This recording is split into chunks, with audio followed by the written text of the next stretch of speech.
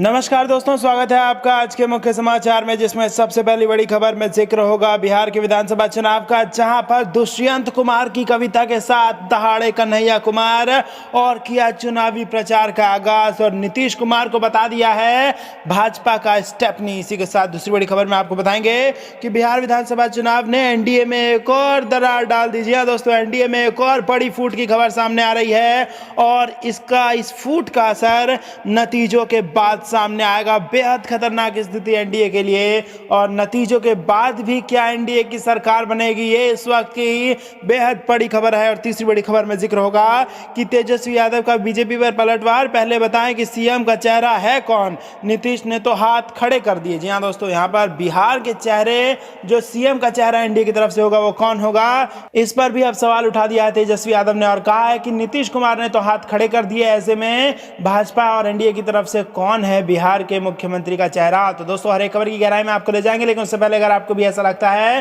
कि भाजपा जेडीयू को बड़ा नुकसान होने वाला है बिहार के विधानसभा चुनाव में, तो आप अभी इस वीडियो को लाइक कीजिए और इस लाल बटन को दबा के चैनल को फ्री में सब्सक्राइब करके घंटी बजाइए और कमेंट में लिखिए जय हिंद। दोस्तों, रुक करते हैं तमाम बड़ी खबरों की तरफ। दुष्यंत कुमार की कविता से कन्हैया ने किया प्रचार का आगाज, नीतीश को बताया बीजेपी की स्टेपनी। जी हां दोस्तों, बिहार विधानसभा चुनाव अगले हफ्ते शुरू होने जा रहे हैं। उससे पहले सभी पार्टियां चुनाव प्रचार के अंतिम दौर में आ गई हैं। इस बीच भारतीय कम्युनिस्ट पार्टी के युवा नेता कन्हैया कुमार ने भी चुनाव प्रचार की शुरुआत कर दी है। कन्हैया कुमार ने इसका आगाज ट्विटर पर कवि दुष्यंत कुमार की एक कविता को शेयर करते हुए किया। इसके साथ ही उन्होंने राज्य के मुख्यमंत्री नीतीश कुमार पर कविता के जरिए निशाना साधा है। चुनाव प्रचार की कुछ तस्वीरें ट्विटर पर शेयर करते हुए उन्होंने लिखा, कैसे मंजर सामने आने लगे हैं, गाते गाते लोग चिल्लाने लगे हैं, अब तो इस तालाब का पानी बदल दो, ये कमल के फूल कुम्हलाने लगे हैं, दुष्यंत कुमार। इसके साथ ही कन्हैया ने एक और ट्वीट करते हुए एक वीडियो भी शेयर किया है, जिसमें वे बदलाव की बात कर रहे हैं। कन्हैया ने लिखा है, चुनाव के बाद विधायकों को एक रिसोर्ट से दूसरे रिसोर्ट लेकर भागते हैं, इसी से लोकतंत्र को बचना है। अपने चुनाव प्रचार की रैली में बोलते हुए कन्हैया कुमार ने नीतीश को बीजेपी की स्टेपनी तक कह डाला। उन्होंने कहा कि ये बदलाव का चुनाव है। उन्होंने ये भी कहा कि वो कभी नीतीश के बारे में कभी कुछ नहीं बोलते, वो समाजवादी स्कूल से निकले हैं। नीतीश की स्टेपनी बीजेपी थी, अब बीजेपी ने नीतीश को स्टेपनी बना ली है। उन्होंने ये भी कहा कि वो इस बार चुनाव नहीं लड़ रहे हैं, लेकिन वो बदलाव के इस अभियान में अपनी पार्टी के साथ हैं और पार्टी जो कहेगी वो वही करेगी। रुख करते हैं अगली खबर की तरफ। बिहार विधानसभा चुनाव ने एनडीए में एक और दरार डाली, असर नतीजों के बाद आएगा सामने। जी हां दोस्तों, बिहार के विधानसभा चुनाव ने एनडीए में एक और दरार डाल दी है, जिसका असर नतीजों के बाद सामने आएगा। इससे लगातार कम हो रहे एनडीए के घटक दलों में और कमी आ सकती है। बिहार में जेडीयू और लोजपा में जिस तरह से तलवारें खींची हुई हैं, उसे देखते हुए दोनों का अब लंबे समय तक एनडीए में एक साथ रहना मुश्किल होगा। बीते लोकसभा चुनावों के बाद एनडीए से उसके दो बड़े घटक शिवसेना व अकाली दल अलग हो चुके हैं। भाजपा का अपना विस्तार तो तेजी से हो रहा है, लेकिन उसके सहयोगी दलों की संख्या घटती जा रही है। एनडीए में गिनती के लिए कई दल शामिल हैं, लेकिन लोकसभा व विधानसभाओं में ताकत देखें तो यह संख्या काफी कम रह गई है। 3 साल पहले जेडीयू के एनडीए में वापसी के बाद लगा था कि एनडीए अब ज्यादा मजबूत होगा, लेकिन 2019 के लोकसभा चुनावों में भाजपा की बड़ी जीत के बाद एनडीए में दरारें उभरनी शुरू हो गई। शिवसेना और अकाली दल जैसे विचारधारा से मेल खाने वाले सहयोगी उससे अलग हो गए। अब जिस तरह से जेडीयू व लोजपा में घमासान मचा हुआ है और बिहार में लोजपा अलग चुनाव लड़ रही है, उससे लगता है कि चुनावों के बाद एनडीए को एक और बड़ा झटका लग सकता है। जेडीयू की तरफ से भाजपा पर लगातार दबाव बढ़ रहा है कि वह लोजपा से नाता तोड़े। भाजपा भी कोई फैसला लेने से पहले बिहार के चुनाव नतीजों का इंतजार कर रही है। इसके बाद की स्थितियों से तय होगा कि एनडीए में कौन रहेगा और कौन नहीं। ऐसी स्थिति भी आ सकती है कि दोनों दलों का एनडीए में रहना मजबूरी हो जाए। पश्चिम बंगाल में जेजेएम ने दिया झटका, इस बीच भाजपा को पश्चिम बंगाल में भी झटका लगा है। दार्जिलिंग क्षेत्र में उसकी ताकत गोरखा जनमुक्ति मोर्चा ने एनडीए से हटकर तृणमूल कांग्रेस के साथ जाने का फैसला किया है। पश्चिम बंगाल में अगले साल विधानसभा चुनाव होने हैं, उसे देखते हुए यह भाजपा के लिए एक झटका है, क्योंकि उसने राज्य में बदलाव के लिए पूरी ताकत झोंक दी है। रुख करते हैं अगली खबर की तरफ। तेजस्वी यादव का बीजेपी पर पलटवार, पहले बताएं सीएम का चेहरा कौन। नीतीश ने तो हाथ खड़े कर दिए। जी हां दोस्तों, बिहार की मुख्य विपक्षी पार्टी राष्ट्रीय जनता दल ने आज अपना अलग चुनावी घोषणा पत्र जारी किया। इसमें भी 10 लाख सरकारी नौकरी देने का वादा किया गया है और इसे टॉप प्रायोरिटी में रखा गया है। घोषणा पत्र में किए गए वादों का उल्लेख करते हुए पार्टी के नेता तेजस्वी यादव ने कहा कि नौकरी देने के नाम पर भाजपा लोगों को बेवकूफ बना रही है। उन्होंने कहा कि उनका वादा असली है, वो चाहते तो वो भी एनडीए की तरह झूठा 50 लाख नौकरियों का वादा कर सकते थे, लेकिन ऐसा नहीं किया। उन्होंने कहा, हम जो कहते हैं करके दिखाते हैं। तेजस्वी ने कहा कि उन्होंने वही वादा किया है जो असलियत में विभागों में पद खाली हैं। तेजस्वी ने कहा कि हमारे घोषणा पत्र में शिक्षा, स्वास्थ्य, महिला सशक्तिकरण, ग्रामोत्थान, सरकारी नौकरियों में सुधार, सांस्कृतिक उन्नयन, जलवायु परिवर्तन के लिए संकल्प आदि शामिल किए गए हैं। तेजस्वी ने भाजपा पर तंज कसते हुए कहा कि जो लोग 10 लाख नौकरी के वादे पर उनकी आलोचना कर रहे थे, उन्हें भी अब समझ में आ गया है।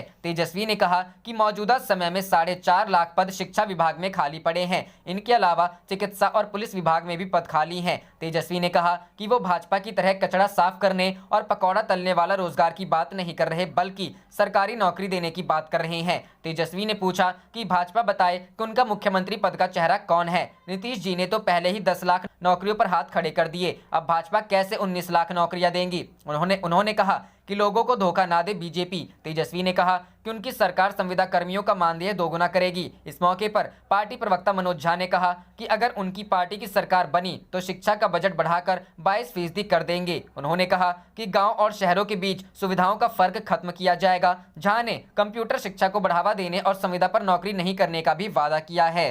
रुख करते हैं अगली खबर की तरफ। चिराग पासवान ने नीतीश कुमार पर बोला हमला, कहा शराबबंदी के नाम पर बिहारियों को तस्कर बनाया जा रहा है। जी हां दोस्तों, लोजपा प्रमुख चिराग पासवान ने बिहार में शराबबंदी को लेकर सीएम मुख्यमंत्री नीतीश कुमार पर हमला बोला है। चिराग ने शनिवार को ट्वीट कर लिखा कि शराबबंदी के नाम पर बिहारियों को तस्कर बनाया जा रहा है। बिहार की माताएं बहनें अपनों को तस्कर बनते नहीं देखना चाहती। बिहार के मुख्यमंत्री के संग सभी मंत्रियों को पता है कि बिहारी रोजगार के अभाव में शराब तस्करी की तरफ बढ़ रहा है, लेकिन सबके सबको मानो सांप सूंघ लिया है। अफसरशाही राज को खत्म करने के लिए वोट दें। चिराग इससे पहले गया जिले में एक चुनावी सभा को संबोधित करते हुए चिराग पासवान ने कहा कि नीतीश कुमार के द्वारा 7 निश्चय योजना एवं हर घर नल का जल पहुंचाने का दावा पूरी तरह फेल है और गांव देहात के इलाकों में गरीब गुरूबों से राशन कार्ड के भी पैसे लिए जा रहे हैं। उन्होंने अफसरशाही को बढ़ावा देने वाली सरकार को उखाड़ फेंकने का आह्वान करते हुए कहा कि 28 अक्टूबर को समय घर से निकलकर अपने मत का प्रयोग करें। निर्धारित समय से तकरीबन 5 घंटा विलंब से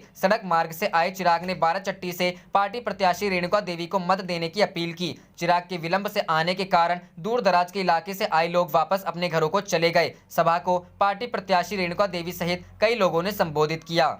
रुख करते हैं अगली खबर की तरफ। चुनाव प्रचार करने पहुंचे बीजेपी विधायक के काफिले पर हमला, गाड़ियों में तोड़फोड़, समर्थकों में आक्रोश। जी हां दोस्तों, गोपालगंज जिले के हरदिया गांव में शुक्रवार को बिहार विधानसभा चुनाव के लिए प्रचार करने पहुंचे भाजपा विधायक के काफिले पर असामाजिक तत्वों ने हमला कर दिया, जिसमें विधायक की 5 गाड़ियां क्षतिग्रस्त हो गई। काफिले पर हुए इस हमले के बाद विधायक के समर्थकों में आक्रोश व्याप्त है। भाजपा विधायक सुभाष सिंह ने बताया कि समर्थकों के साथ गाँव में चुनाव प्रचार के लिए पहुंचे थे। हरदिया गाँव में प्रवेश करने के बाद समर्थकों ने विधायक को बाइक पर बैठा दिया और उनका काफिला पीछे पीछे चलने लगा। इस बीच 30 से 40 असामाजिक तत्वों ने काफिले पर हमला कर दिया। गाड़ियों में तोड़फोड़ करने के बाद पथराव शुरू कर दिया। घटना की सूचना मिलने पर सदर एसडीओ उपेंद्र पाल सहित भारी संख्या में पुलिस बल के साथ घटनास्थल पर पहुंच गए। पुलिस ने मामले की जांच पड़ताल शुरू करते हुए पूरे गाँव में चौकसी बढ़ा दी। सदर एसडीपीओ ने 2 शरारती तत्वों की गिरफ्तारी करने की पुष्टि की। वहीं अन्य आरोपितों की गिरफ्तारी के लिए पुलिस ने छापेमारी तेज कर दी है।